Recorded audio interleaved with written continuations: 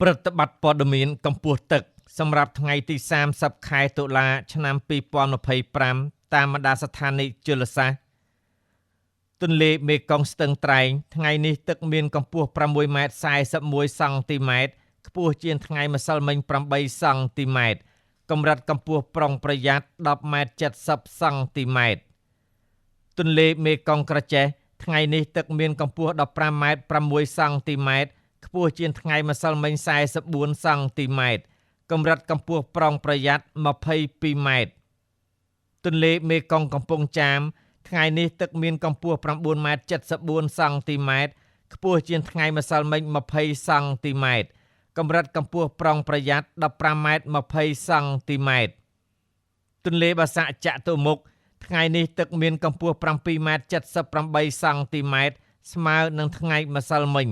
កម្រិតកម្ពស់ប្រុងប្រយ័ត្ន10ម៉ែត្រ50សង់ទីម៉ែត្រទន្លេមេគង្គអ្នកលឿងថ្ងៃនេះទឹកមានកម្ពស់5ម៉ែត្រ66សង់ទីម៉ែត្រស្មើនឹងថ្ងៃម្សិលមិញកម្រិតកម្ពស់ប្រុងប្រយ័ត្ន7ម៉ែត្រ50សង់ទីម៉ែត្រទន្លេបាសាក់កោះខែលថ្ងៃនេះទឹកមានកម្ពស់6ម៉ែត្រ82សង់ទីម៉ែត្រទាបជាងថ្ងៃម្សិលមិញ2សង់ទីម៉ែត្រកម្រិតកម្ពស់ប្រុងប្រយ័ត្ន7ម៉ែត្រ90សង់ទីម៉ែត្រទន្លេសាបព្រែកក្តាមថ្ងៃនេះទឹកមានកម្ពស់7ម៉ែត្រ61សង់ទីម៉ែត្រទាបជាងថ្ងៃម្សិលមិញ11សង់ទីម៉ែត្រកម្រិតកម្ពស់ប្រុងប្រយ័ត្ន9ម៉ែត្រ50សង់ទីម៉ែត្រ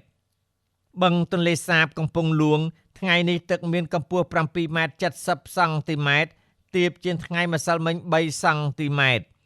សូមជម្រាបជូនថាស្ថានីយជលសាស្ត្រទន្លេមេគង្គទន្លេសាបនិងទន្លេបាសាក់